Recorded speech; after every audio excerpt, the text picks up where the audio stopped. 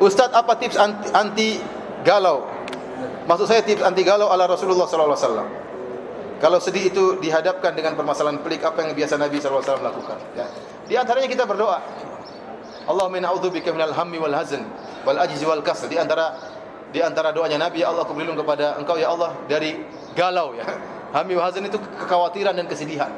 Jadi sering kita berdoa dengan doa ini sehingga tatkala kita dihadapkan dengan masalah, kita tidak galau, tidak, kalaupun sedih yang wajar tidak terlalu bersedih, karena setan ingin buat kita sedih. Kenapa? Kalau kita sudah sedih yang tidak wajar, maka banyak perkara maslahat yang tidak bisa kita lakukan. Mau cari kerja malas, mengurus istri malas, mengurus anak malas, belajar juga malas. Kenapa sedih berlebihan? Tapi kalau sedih yang wajar itu tidak seorang pun tidak bisa terhindar dari namanya kesedihan. Atau sedih yang parah tapi sesekali, ini wajar. Tapi kalau sedih yang berkesinambungan terus-terusan, ini adalah dari syaitan. Ya. Liyahzunal ladzina amanu. Ya. Syaitan ingin orang-orang beriman itu bersedih. Ya, oleh karenanya para hadirin Subhanahu wa taala, nah kalau kita bersedih, kita berdoa kepada Allah Subhanahu wa taala. Kemudian di antara yang paling penting, kita beriman ini sudah ditakdirkan oleh Allah Subhanahu wa taala.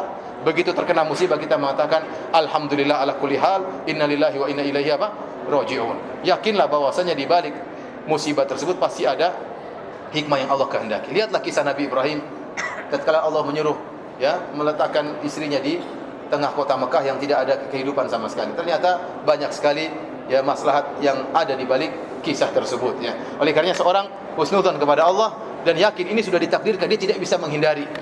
Di antara kesempurnaan takdir yaitu engkau meyakini ya ma asabaka lam yakun liyukhti'ak wa ma akhta'aka lam yakun liyusibak. Apa yang Allah takdirkan kena kau tidak bisa hindari. Dan apa yang Allah takdirkan tidak bakalan kena engkau, tidak akan kena engkau. Oleh karenanya meskipun antum berusaha bagaimanapun, tetap musibah itu akan kena. Ya.